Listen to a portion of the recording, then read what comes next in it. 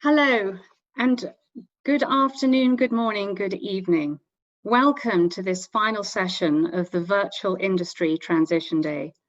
My name is Catherine Garrett-Cox, and I'm Chief Executive of Gulf International Bank in the UK and also Chair of the Clean Air Fund. I'm delighted to be hosting this session, and I think we've definitely saved the best till last. We've got a busy hour in front of us, and we have some fabulous speakers to close out this day of discussions. So just in terms of introduction, industry sector emissions, including those from energy intensive sectors such as steel, cement, aluminium, aviation and shipping, are expected to be responsible for 15.7 gigatons of greenhouse gas emissions by 2050. If the world is to meet the Paris Climate Agreement objectives, we have to reduce greenhouse gas emissions from the energy and industrial system to net zero globally by 2050.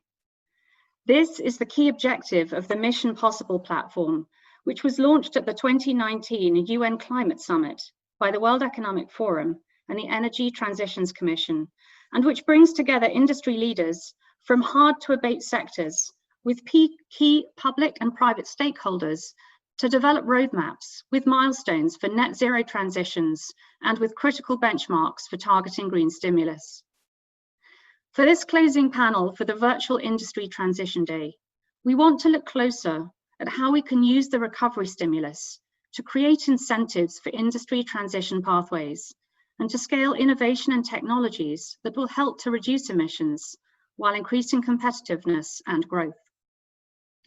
So why is green stimulus important? Recent studies have shown that green stimulus generates more jobs, which boosts spending and increases short-term GDP multipliers more than regular stimulus.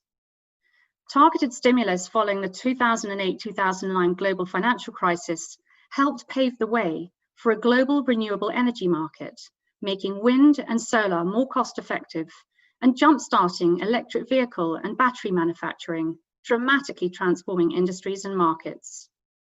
We must use the momentum of the COVID-19 recovery to generate a systemic shift towards more inclusive, sustainable, and resilient societies.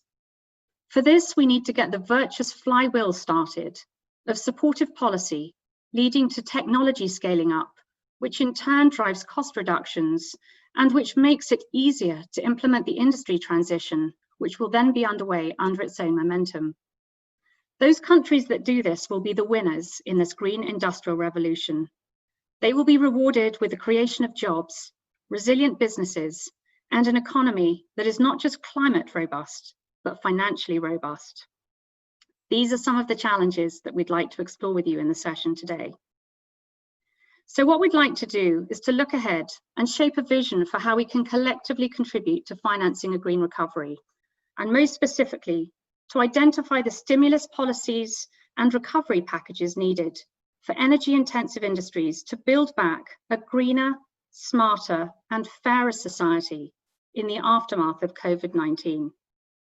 So just before we get started, I'd like to remind participants of a few ground rules. This session is being live streamed and will be recorded.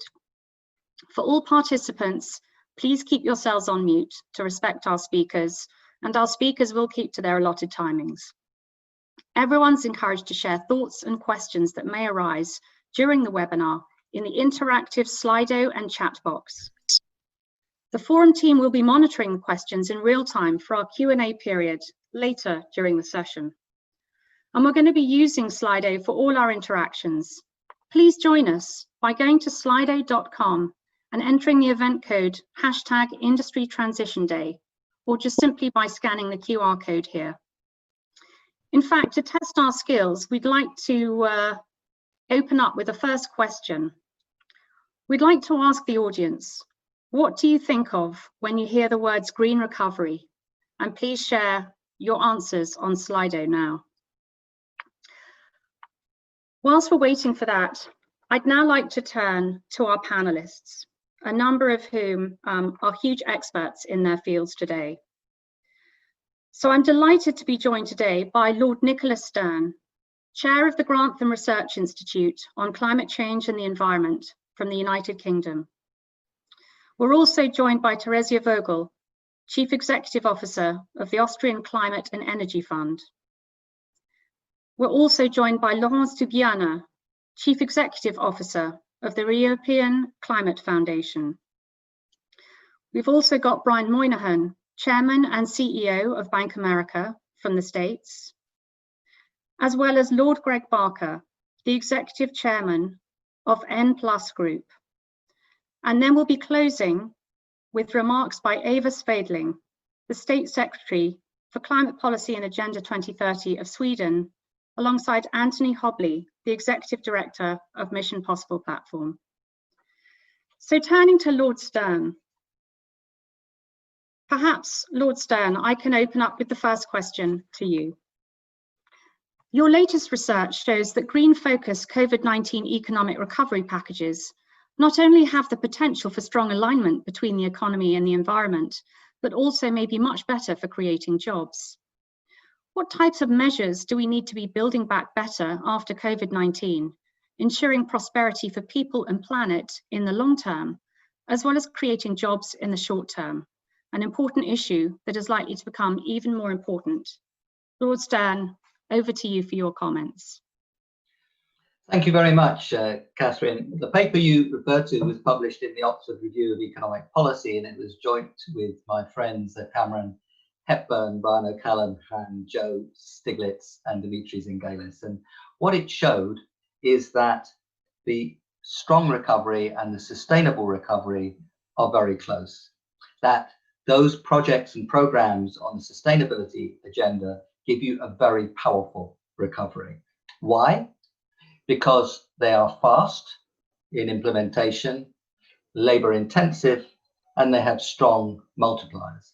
And actually, as a bonus, you can do some of them in social distancing, and they have very strong co-benefits like clean air and so on as well. Examples: retrofitting buildings. That is what the UK government's £3 billion package today, revealed today, formally announced tomorrow, is backing. We should think of pedestrians and cyclist friendly activities or structures in cities, electric vehicle charging stations. On the natural capital side, we should think of trees, looking after peatlands and restoring degraded lands, managing our water much better in a resilient, more efficient way. All those things, fast, labor intensive, strong economic multipliers. Keynes would have loved it and it'd have been right. So that is the kind of thing that we should be doing. Those are the kinds of investments we should be making in the recovery period. Of course, on the way, as we move out of recovery into the transformational growth which is of such fundamental importance. We need to have strong policy to pull investments through.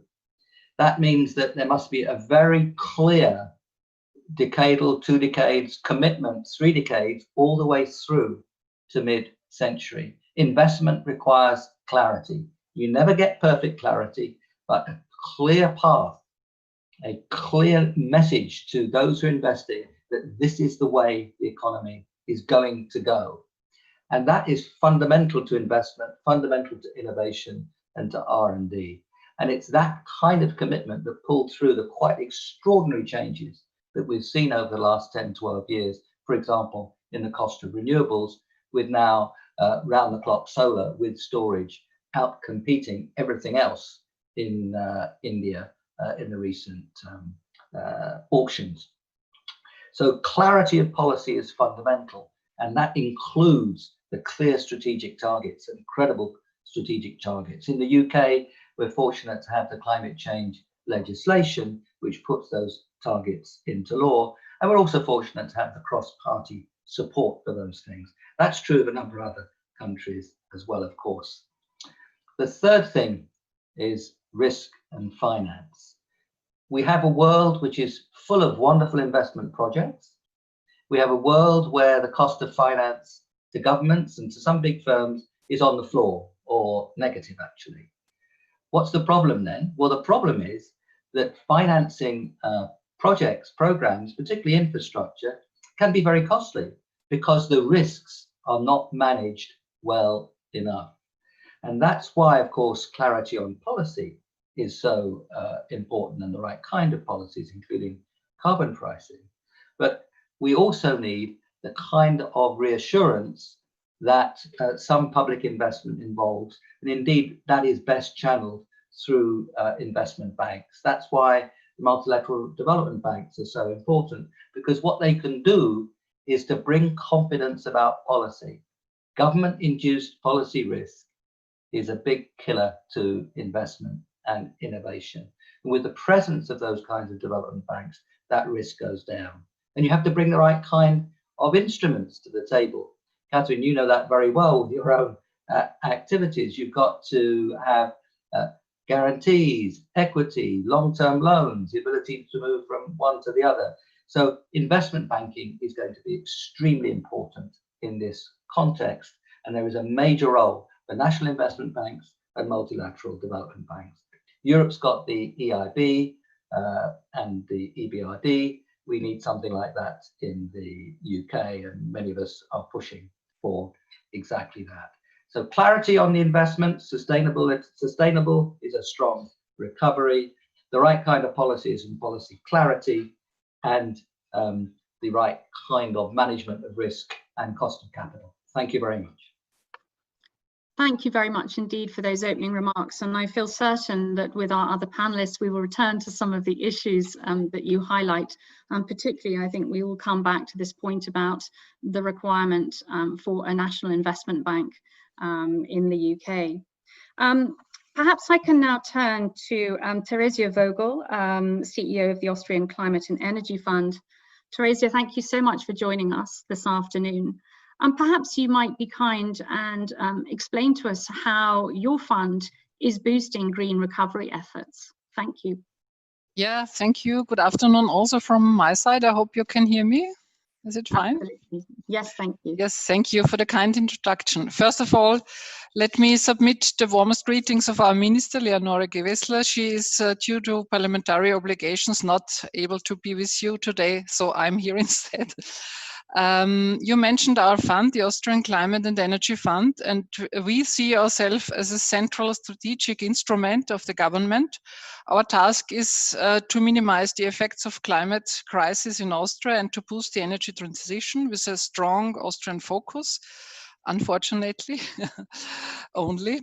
Our budget is around 200 million per year, and during the last 13 years we have supported 150,000 projects reaching from R&D to the market introduction. As a broad field, we have gained, I would say, a good deal of hands-on experience how to go on with the transition in our work together with private households also, but with partners from cities, from communities, from regions, and also with enterprises and the industry.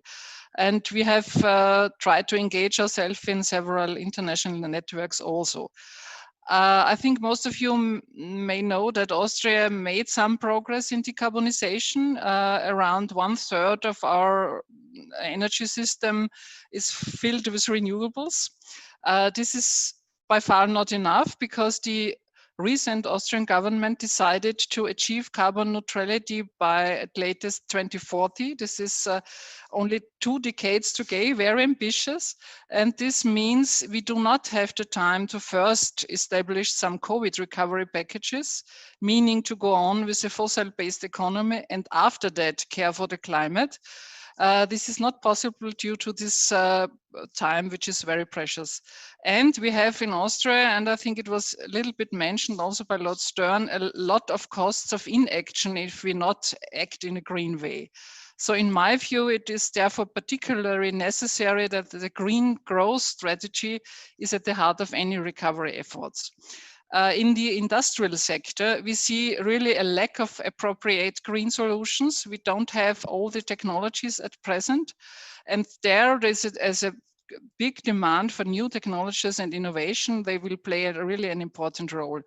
And as we all know, innovation takes some time. And so we have tried in the Climate and Energy Fund to speed the innovation cycle a little bit by shifting our R&D funding from the technology readiness level 2 to 5 and 9, and not starting with basic research only, but also come closer to the market with our fundings.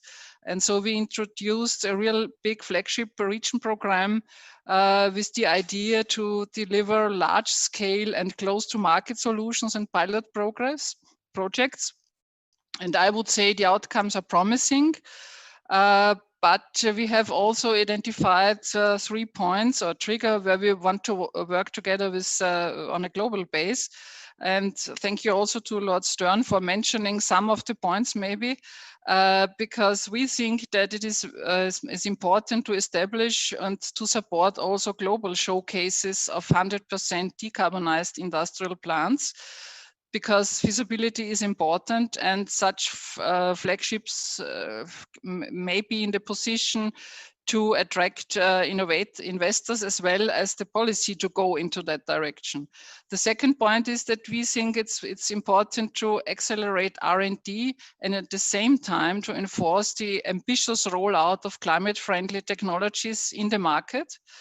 And at least I think it's necessary to gain more of global synergies, because if you listen, you see a lot of national, regional and sectoral strategies and roadmaps and initiatives. This is fine. But I think if we are able to bundle our efforts, we will in any case make more progress and become faster in our efforts. I would say, finally, we therefore very much appreciate the Industry Transition Day and the ambition to become net zero, for example, by 2050. And to be honest, we hope to find partner for the next steps along the roadside. Thank you for your attention. Thank you. Thank you very much indeed for your remarks. Perhaps I can turn now to somebody who is absolutely no stranger to climate change discussions and negotiations.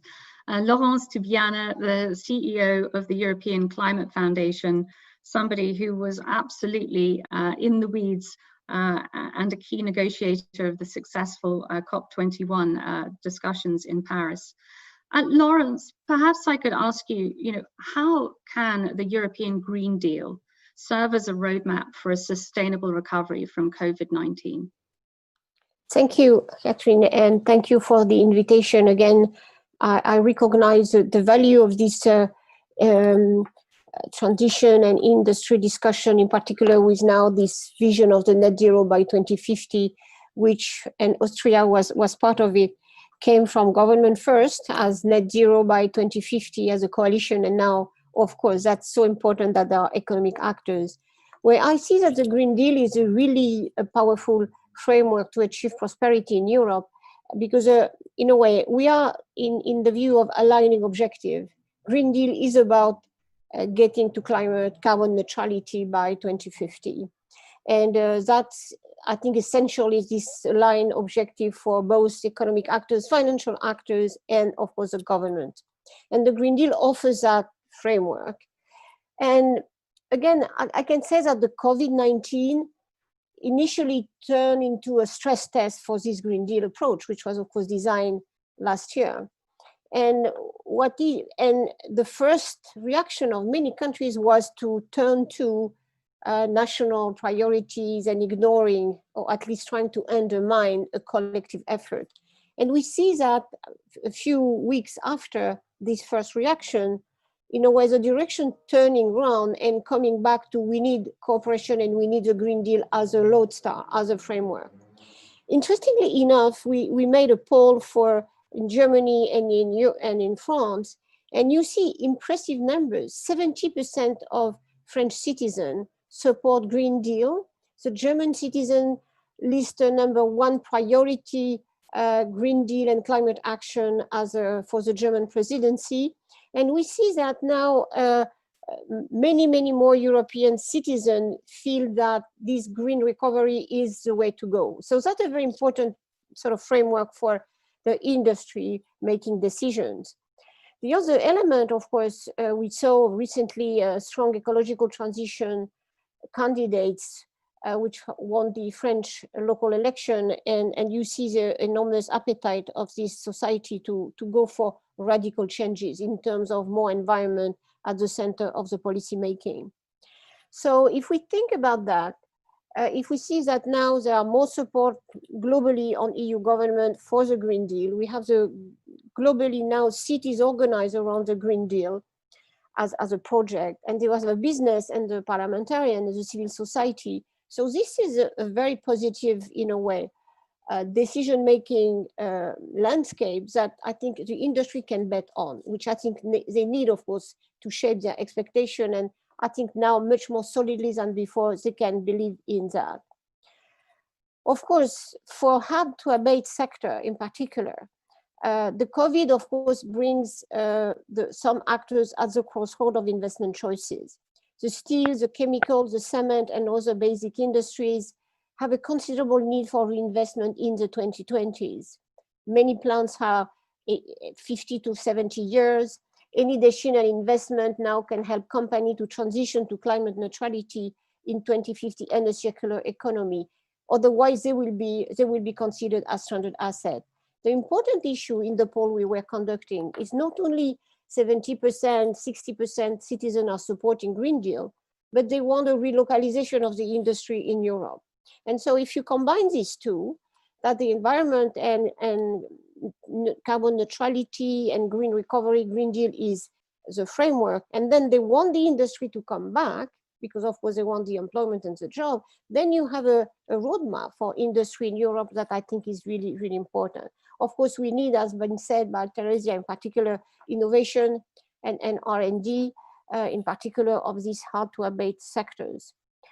But again, this is, and that was Lord Nick Stern said, this enormous need and opportunity of investment has to be addressed in the proper way. And that, of course, all the discussion about what are the recovery funds used for, and are they aligned with, which is a very, very hot discussion these days everywhere. Still, we have to identify what are the key inputs to major value chain in Europe to make the right decisions in transportation, of course, and all, yes, electrification, networks, etc., construction, consumer goods, agriculture, and many more. So if we take Green Deal seriously, and I think now there is all the orientation that it should be, we see even reluctant countries that has now embarked on that. So the discussion could be on really trying to decide what piece of the value chain we have to relocalize in Europe and how to invest, and of course to advance in the circular economy. And at the same time, how we protect the industry transitioning from competitors that are not in decarbonization trajectory. And of course, that's all the discussion about border tax adjustment. We are already now around 2 trillion on investment, and the discussion by leaders, and probably next week or so we will see that. So it is really the moment to make the right decision. And I think very important that the industry leaders make the right ask to the governments, because they will be very sensitive of their orientation, as we saw in particular on the recovery plan in Germany. Thank you. Thank you so much for your comments. And I think, particularly echoing what you said, Laurence, this is the moment to make the right decisions. I think one of the other common themes that we heard through the day, and particularly in the opening session, was this ongoing need for collaboration, partnership, for people working across sectors, within sectors. Perhaps I can now turn to you, Brian. Brian Moynihan, CEO of Bank America, and really trying to look at the sort of financial aspect and business side to this. So the question I'd really like to put to you, Brian, is how can climate considerations be effectively embedded in the financial response to COVID-19? And how important is disclosure and standard ESG metrics in relation to this?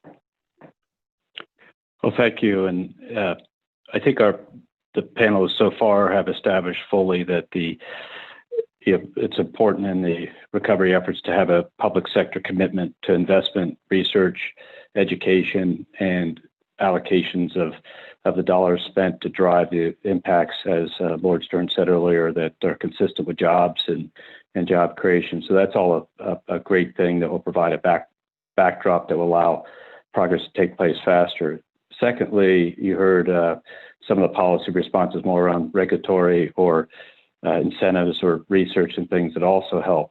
But in the end of the day, to make the transition happen, we need the private sector to be doing its part. And the reason for that is relatively straightforward. To do all the work under the SDGs, the UN SDGs that were developed a number of years ago, it's $6 trillion a year. The estimates for just the environmental piece are around $2 trillion a year. Whether it's exactly right, think of the dimensions of the dollars we're talking about. And there's not enough money coming from governments, the largest operating government budgets in the United States, which operates a significant deficit with $4 trillion plus of total expenditures.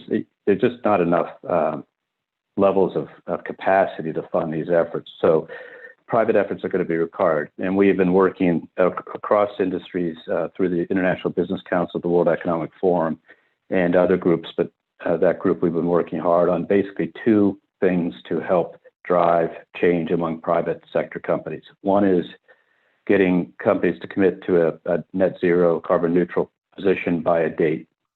Why that is important, obviously, is it's a philosophical commitment to how they're going to operate. And you heard in Laurence's comments about the population, which is telling governments we want to have these objectives embedded in governmental policy. Obviously, that same population is either direct shareholders or representatives of the direct shareholders, or money behind the direct shareholders, or own the companies, or driving the same calculation into us as both shareholders, as consumers, and as teammates, as employees. So the commitment to net zero has both that spiritual commitment to help the world make the transition, but also the important thing about a commitment to net zero by companies, it creates investment dollars. For us to commit to net zero, which were carbon neutral last year at Bank of America, we have to create a complete change in our purchasing of power, our purchasing of other items to drive the changes, and ultimately, as we work through how in our financing portfolios impacted. But just as an operating company, a net zero commitment creates tremendous dollars to investment. And if you take that across all the companies in the world, you're not working against government budget, you're working against the total operating budgets of private industry, which worldwide are dwarf the government budgets by a lot. So it creates that investment dollar, which then can be coupled with the types of structures Lord Stern talked about earlier in terms of de-risking and multi-development banks and others helping provide some of the tougher parts of the financing, but the commitment to use the power, to use the energy, to use the efforts coming off of these investments is critical. The second thing we've worked on is metrics. One of the issues has been with the proliferation of metrics in the world, how can you tell if a private sector enterprise is doing the right thing or not? And every time we would go to try to prove as a company or a series of companies we were doing the right thing, you get someone else, different types of measurements popping up. So the World Economic Forum through the International Business Council, we've been coming up with a set of metrics across all the Sustainable Development Goals, which were developed by the big four accounting firms. So they're representative of a lot of the standards that are out there already. They're just encompassed in a more holistic framework and lined up against all the SDGs.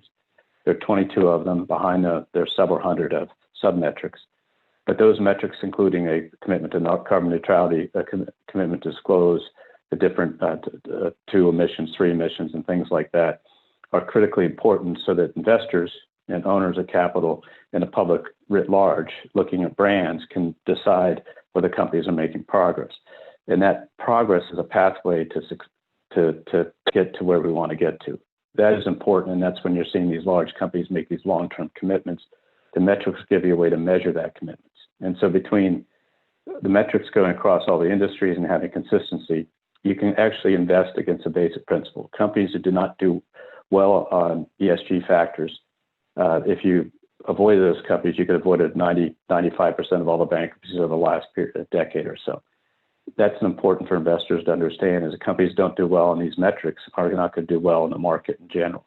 That then allows all the capital in the world, across all the equity capitalizations, across all the sectors, across all the things, to become aligned with promoting ESG, and environmental being a big part of that, promoting the capital to support the companies that are making progress. And the money will come out of the companies that are not making progress. But importantly, it'll provide an incentive to match both the citizen demand, the governmental demand, and the customer demand, and the shareholder demand. And at the end of the day, companies that can both perform for their shareholders and perform for society are going to be the ones that will be successful a long period of time. So as we come out of COVID-19, the governmental efforts, the rebuilding efforts, the channeling the money efforts can be matched with companies who have committed to be carbon neutral because they need to create the demand to make these projects work. And then secondly, with metrics on a long-term basis, so that the capital continues to form behind the companies to bring the $2 trillion a year we need to make the environmental progress. Brian, thank you so much for your remarks. And I think, particularly thank you for the leadership that you have been showing through the International Business Council. As somebody who has been working in the sustainable investment field for about 16 years now, I can't tell you how pleased I am to finally see that these conversations are properly mainstream and that organizations and leaders such as you are taking these issues very, very seriously, and absolutely the tone from the top is incredibly compelling. So thank you. So perhaps turning to our last panelist, and also sticking with the business sector, but bringing somebody in who has deep experience of government as well. I'm delighted to bring Lord Barker into the debate. And Greg, perhaps I can just open up by saying that I was watching an interview you gave earlier this year in Davos, and I think one of the things that you were talking about being interviewed then was how it felt differently this time around, how there seemed to be a lot more unanimity of message, of purpose, that as somebody who's been in the climate space, who actually was really a huge architect of the UK's Green Investment Bank back in 2010. I wonder if you could actually just sort of share some of your optimism with us today, and particularly why businesses like N+ are taking this green recovery issue so seriously. Yes, hello, Catherine. Great to see you, and thank you very much indeed. I'm really very privileged to be on this panel with such a distinguished cast. But you're right, I did sense earlier in the year, before COVID even struck, that there were grounds to be optimistic. And I think in a way, Brian put his finger on it. The biggest push, I think, is really where investors are. And I think why that is because over the last decade, there have been plenty of corporate and financial pioneers who've spoken about the risk of climate change and the need to de-risk. But they haven't been the mainstream. They've been optimistic and they've been opting in to a climate agenda. And I think what now has happened, because of the change in the economics of the green economy, which make it a no-brainer, and the highlighting very clearly, perhaps most obviously by the fossil fuel divestment movement, of the risks to investors of being stuck with high carbon assets or invested in high carbon businesses, that actually the market has, out of fear rather than hope, has stampeded towards the green economy because they're worried about being stuck in the old economy. And actually, in a way that only markets can, investors can, they're looking ahead sometimes up to 10 years or more to see what they think the economy will or needs to look like by then, and are looking at the risks inherent in that and are pricing those in today, which is why you're seeing such remarkable valuations on things like Tesla, which bear no relation to its current earnings, but speak to the hope and imagination of what they think the world is going to look like in a decade's time. But there are still a lot of things we need to do in industry to build that green economy and to reward the faith of some of those investors. Some of it is perhaps blind faith even. Now, there are those things that we need to do really fall into two categories: the hard stuff and the easy stuff. The hard stuff is in the industrial sector, which I am now executive chairman of the N+ group. We're the world's largest producer of aluminium outside of China, and we're the world's largest private sector operator of hydropower, making us one of the biggest clean energy companies globally. And the thing is, there is easy stuff. The easy stuff is carbon transparency. I think, as also Laurent said, you've got to be transparent about the carbon footprint, and you can make choices to switch to clean energy. But then there's the hard stuff, which is particularly for industrial companies and manufacturers, and that's undergoing the technological change in order to get to a low carbon business model. And for a lot of that, the the technology isn't there yet, and we've got to invest heavily in it, and we've got to really focus on it in order to get to net zero. So I think the overall climate now for investors who are supportive is great. I think undoubtedly consumers, as the polling evidence shows and the market show, is great, that consumers want to move to a low carbon model. And I think industry is reacting. So I think the fact that we now have these huge green stimulus packages across Europe and elsewhere is a real once in a generation, unforeseen opportunity, born of the most tragic and awful circumstances. But nevertheless, suddenly we're seeing huge sums of money being unleashed. And if we can marry that with the successful innovation that comes from the private sector, with, you know, hard cash coming from government to fund the things that in the short term certainly don't make economic sense, or which would be difficult for the private sector to fund, we are at a moment, I think, where we could see a significant reboot or fast forward in the green economy. And actually, it makes me much more optimistic now that we can meet those very stretching 2020 climate goals. Thank you, Greg. Perhaps now we can enter into a bit more of a conversation. We've got some questions here on Slido that I'm looking at. But perhaps, Nick, I'd like to come back to the point that you were making in terms of the importance of investment banks to really sort of lead the charge on this. And I'm just wondering, you know, what your particular perspective is in the UK, given that, as I said before, you know, we have somebody who is intricately involved in the setting up of the original Green Investment Bank. And I'm wondering what your take is in terms of what we need now and how it might look different to the bank that was created back in 2010-11. Thank you very much, Catherine. And Adrian Montague and I wrote the better part of the Articles of Association, including the operating principles for the Green Investment Bank, working very closely with Greg. And it was rather successful in the sense that, for example, it was behind much of the big expansion of the very impressive offshore wind in the UK, which has become a world leader and driven down the costs of offshore wind enormously, partly through learning by doing, partly through scale, partly through the R&D it brought through. So I think it is an example of something that's important and indeed should not have been sold. That was thoroughly unwise.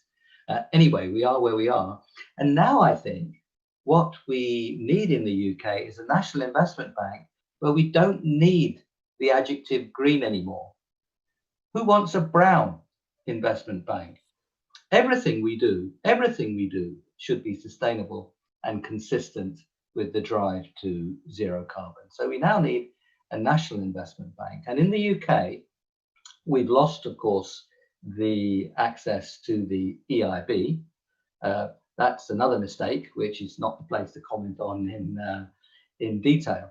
But we no longer got access to the EIB, which is very important in the funding of infrastructure and other projects in the UK, and of course, right across Europe. So we have to create our own.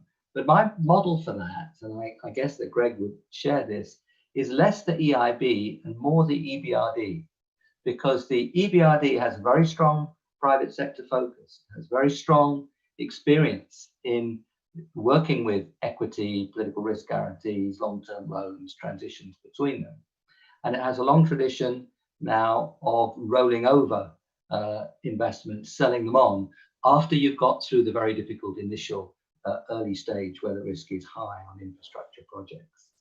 So we need the National Investment Bank in the UK because we've left the EIB, because we're a period where liquidity is strained, because it's very important to be transparent in what the government supports, and you can do that through an NIB, and because we have the levelling up agenda in the UK, which is very strong on improving infrastructure and other resources in areas of the UK which have lower incomes than, say, London and the South East. We've underperformed on productivity in the UK. We've underperformed on infrastructure in the UK. You put that lot together, and the argument for a national investment bank in the UK is absolutely overwhelming, and its Articles of Association should, of course, insist on sustainability. Thank you, Nick. I don't know, Greg, whether you have any additional remarks you'd like to make on the back of that. Yes, absolutely. Firstly, Nick was terrific from the get-go on the Green Investment Bank, and as were indeed you, Catherine, who had also had a hand in that. So it's wonderful to have this little reunion 10 years on. But there's a very real point. What we mustn't do, and which to a certain extent I did see the Green Investment Bank, particularly its later iterations doing, was competing with the private sector.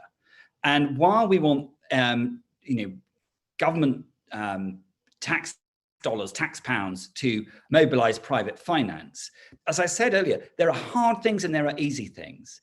And as Nick said, who wants a brown investment bank now? So I think there's no shortage of funding for what you might call good, sensible green projects out there with a sensible return. What we need to make sure is that with this sudden deluge of green funding that's become available, that we really fund the hard stuff. Like, for example, in insulation, funding solid wall insulation that has a return of 20 years or so, rather than cavity wall or loft insulation that has a return of 3 years. And it's funding innovation that isn't yet commercial, but that we know that we've got to get to in the world of technology. So I think it's important to be very, very focused and disciplined to make sure that we see the additionality that public sector funding will bring, and not just use it as a stopgap for private sector funding. Thank you, Greg. I'd like to turn back to you, Theresia. Laurence, did you have a comment you wanted to make? Yes, I wanted just to insist on this role of the national development banks, and taking the experience of one or two, we have a national development bank in France, which name is Caisse des Dépôts, and we have a sort of private leveraging, private funding, which is a BPI. And discussing with them recently, they were thinking it's really important that this investment, even in private equity, does set the standards where these banks are looking for returns that are reasonable compared to what the green recovery is. And in a way, these demands of the shareholders to ask for 8% return every year, which doesn't make sense on the long term, has to be compensated by national development banks taking the risk, because they have to take the risk, but asking for reasonable return and setting the bar there. And I think there is a whole thinking of how much, in a way, the private sector, the private equity is allowed to ask as a return in a moment where we will go through a crisis. So I think that's a very valuable reflection for the national banks, to development banks to initiate with the private sector. Laurence, thank you for that intervention. Theresia, I'd like to pick up on a comment that Greg was making before, which is that there are hard things and there are easy things. From an Austrian perspective, you sort of spoke in a slightly disappointed way about the shift that you've been able to make to renewables, but you also spoke with great passion about the importance of innovation.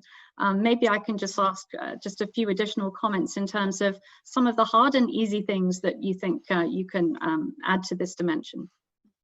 Yeah, thank you. I just would like to say I totally agree to what Lord Barker said about this hard stuff, because it's really the point that we in the industry sector, especially in the heavy industry, in the energy intensive industry, we don't have the solutions by now, but we see there's a big interest of all industrial producers in Austria at least, to minimize their greenhouse gas emissions, because at least there's a lot of costs for them. We have this emission trade system, they have to pay for that. This is one thing. And the other thing is that Austria is a country with overall high costs in every point. So they think this is important to have other assets in their products. For example, the green steel, and you know that the Austrian company, the first, is going also in One Horizon project and dealing with the subject of producing steel with the use of hydrogen.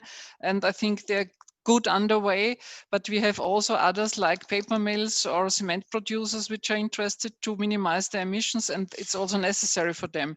And there I see really a big role of innovation, because we don't have the solutions on the table at present.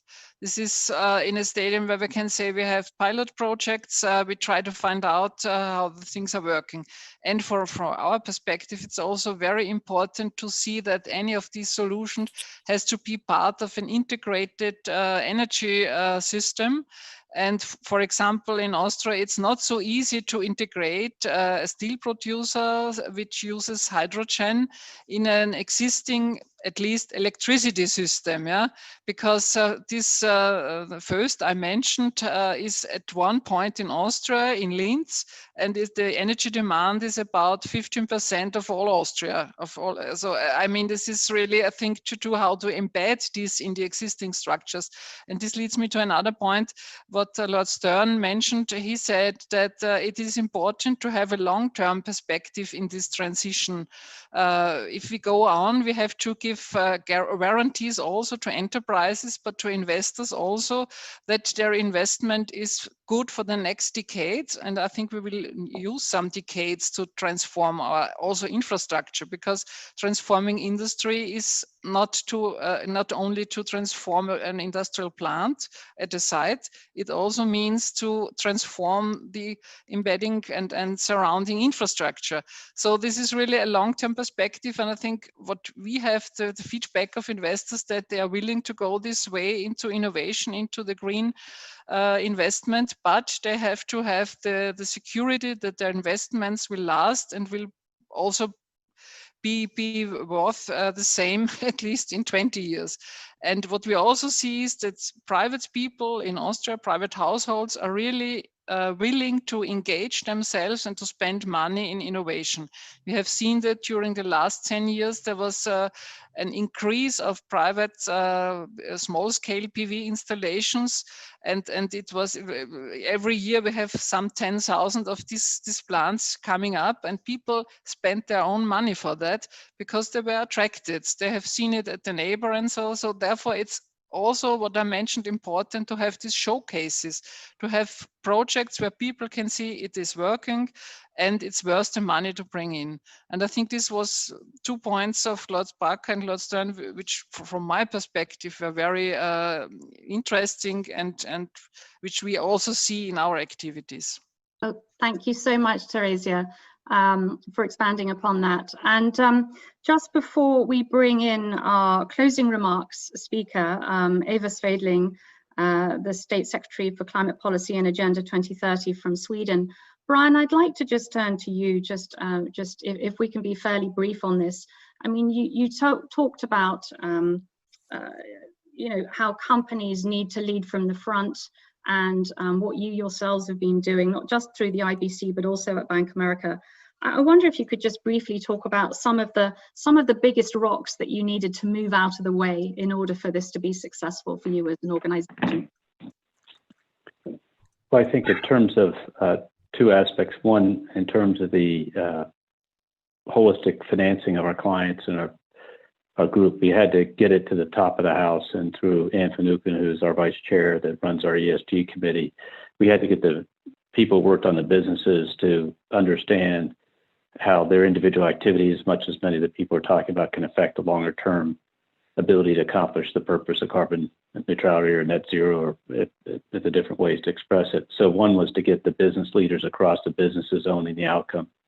And then internally, you know, part of this is that when you talk about the types of industries that Tracy is talking about that are, you know, so energy heavy that it's a meaningful part of their things to commit to purchasing solar or something like that, or alternative energy.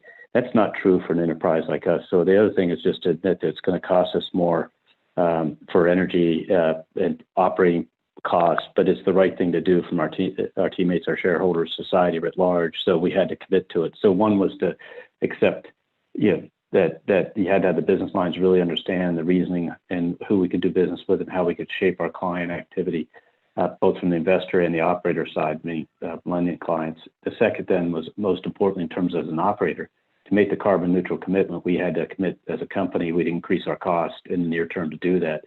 But I think we are a shining example. I'd hope that your colleagues understand in terms of our $400 billion we'll have in environmental commitments across 15 years, things like that. But we're not unique in that many companies are willing to accept those higher operating costs, which then drive some of the economics that can then be matched with government work to make it all happen. So I think those are the two tensions, was to get the commitment by the business leaders to drive it, and secondly, just to agree that we'd accept higher costs. Brian, thank you very much indeed. I apologize, we could probably sort of spend most of the rest of the day talking on this panel, but I'm afraid we are keeping to Swiss time. So I'd now like to bring in Eva Svedling, somebody who, in your position in Sweden, together with India, have taken a real leadership role around the leadership group for industry transition, Lead IT. So perhaps, Eva, I can turn to you for some closing remarks, please.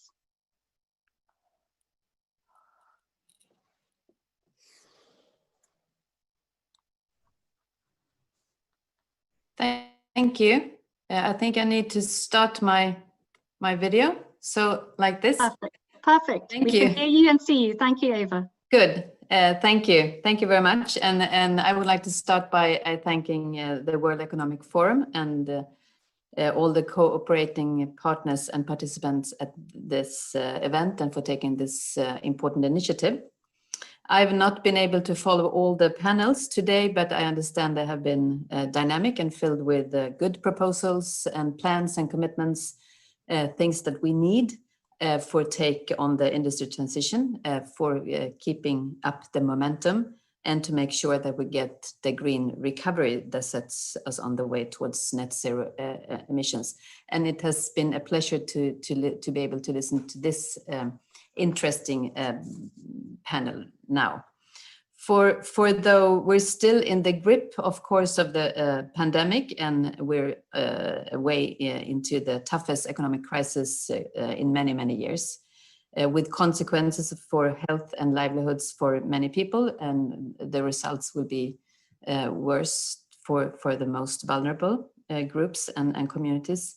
But we're still deep in the climate crisis, with even more, I would say, severe long-term effects. We were before, and we're still in it, and we will be in the future if we don't see how we can change the future for us. So while we'll rightly focus on handling the immediate corona-related challenges, we, both governments and companies, that has also been underlined in this panel, must at the same time make wise decisions so that we can build back better and greener. Those decisions need to be interlinked, and rather than lowering the priority for climate action, we should have climate transition as the starting point, as the framework for our recovery efforts. That's absolutely necessary, and that is our responsibility. And in the words of the UN Secretary General Antonio Guterres, we need to turn the recovery into a real opportunity to do things right for the future. And let me just mention some aspects that I think will be important for building this future. The investments needed for the recovery will be an opportunity to reboot our economies in a more sustainable way, to ensure employment and competitiveness. And we must, of course, make sure that the economic recovery measures that are not linked to the green transition do not counteract our efforts to implement the Paris Agreement. So they need to be one common way forward, and they need to be interlinked and interconnected and mutually supporting each other. And we need to put the right policies in place. One key tool to ensure robust and ambitious climate action is mainstreaming and integrating climate action into national budgetary and planning processes, for it to be built into the future and to be permanent. And other important tools include applying taxes and avoiding subsidies on polluting activities, using public procurement to create demand for green solutions, as you have been addressed here as well, supporting innovation and technology transfer to rapid scale up and spread new technologies, exploring trade policies and contribute to low emission development, and promoting sustainable finance, including the use of green bonds. A green recovery also needs to be just and socially sustainable, and in line with the Paris Agreement and the 2030 Agenda for Sustainable Development. Women and men, they must have the same opportunities to be involved in relevant processes. And as I said before, vulnerable groups and communities must be taken into consideration from the beginning through a rights-based approach.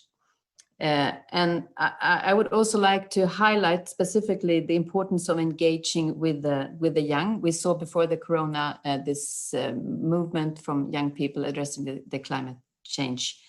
And they have a unique knowledge and experiences and will be key to developing many of the needed solutions for the future. So they also need to be a part of the decision making. And to give a specific example, the European Green Deal was also addressed by Laurence Toubiana, will be of fundamental importance, and investments need to go hand in hand with policy. They need to be mutually supportive, and ambitious EU climate law should establish the right policy context for Europe. We know that from our own experiences in Sweden, how important this is. We introduced our national climate law and climate policy framework in the year 2018, and we are continuously following up on it. As one example, committing even more resources to support innovation investments for heavy industry transition. And recovery measures and COVID support should be combined with conditions, with clear eco conditions.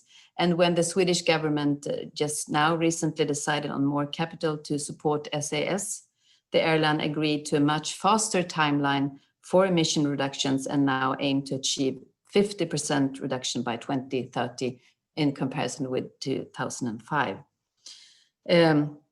But perhaps most important, we need to work together, and that has also been underlined how important it is with building partnership, and we need leaders in the public and in the private sector that set their minds and their hearts on showing that it's needed, that it's indeed possible to achieve the transition that we need. And that is also why Sweden and India, that was also mentioned here, launched a leadership group for industry transition, LEAD IT, at the UN Climate Action Summit last year.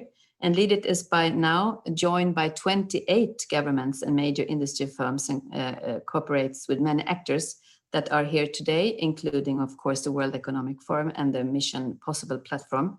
And I see in this initiative a real network, an ecosystem of partners developing that can really help shape and drive the industry transition, which is absolutely necessary. And therefore, I'm glad to announce that today, ministers of the governments of India, Germany, Luxembourg, Finland, the Netherlands, Ireland, the UK, Denmark, and Sweden, who are all members of the leadership group, jointly launch a statement of green recovery. And in this statement, we call for continued momentum and ambitious action on policy, technology, and finance to ensure that industry transition that tackles climate crisis, creates decent jobs, and delivers prosperity for all. And we reaffirm our commitment to accelerate the transition of all industry sectors to low carbon pathways in line with the goals of the Paris Agreement, while pursuing efforts to reach net zero carbon emission by 2050, and to work in partnership with industry to make this happen. And I am confident to conclude that we have it within our grasp to achieve a green industry recovery. And I look forward to continue working with all of you to make this happen. And it's our common responsibility. Thank you very much. Thank you so much, Secretary. And it absolutely is our common responsibility.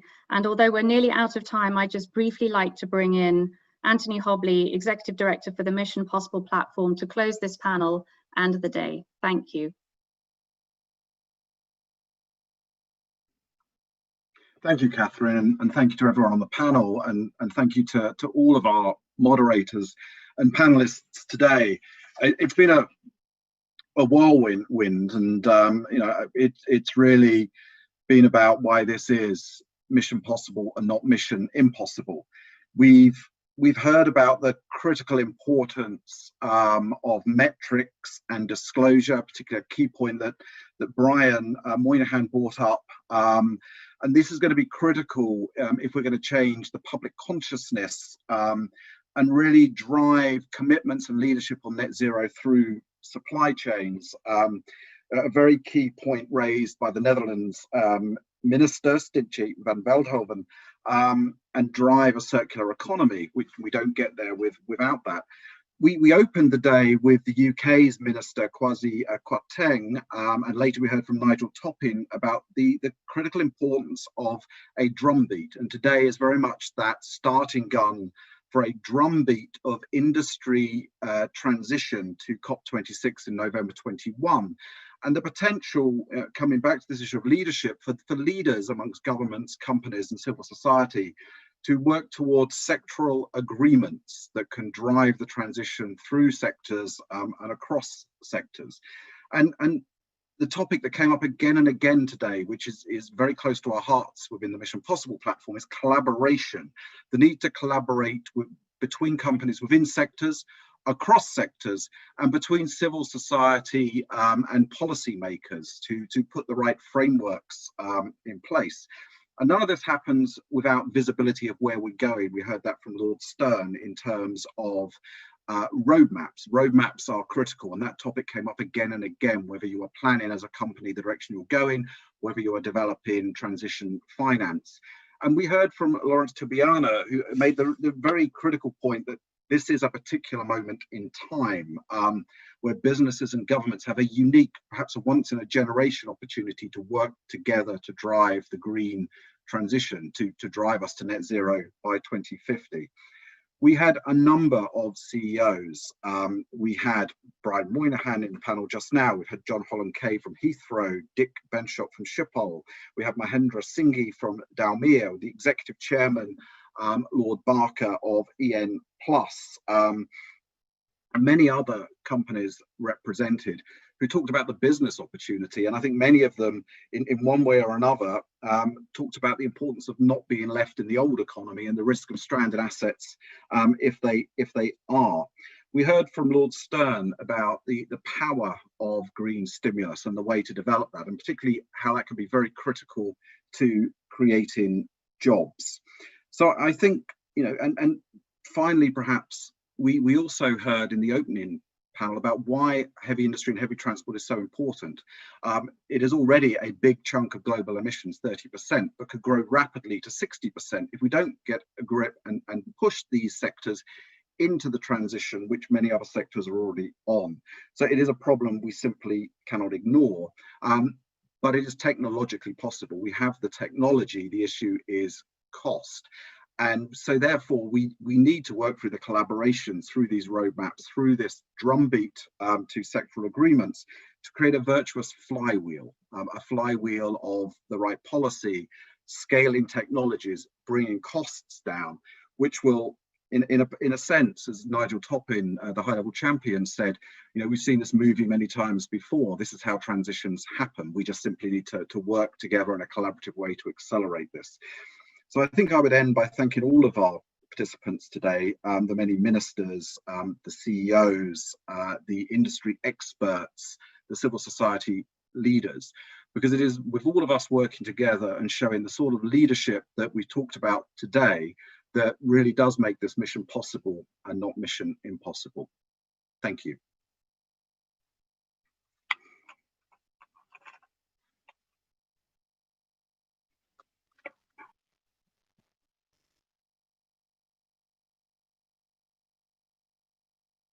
Thank you.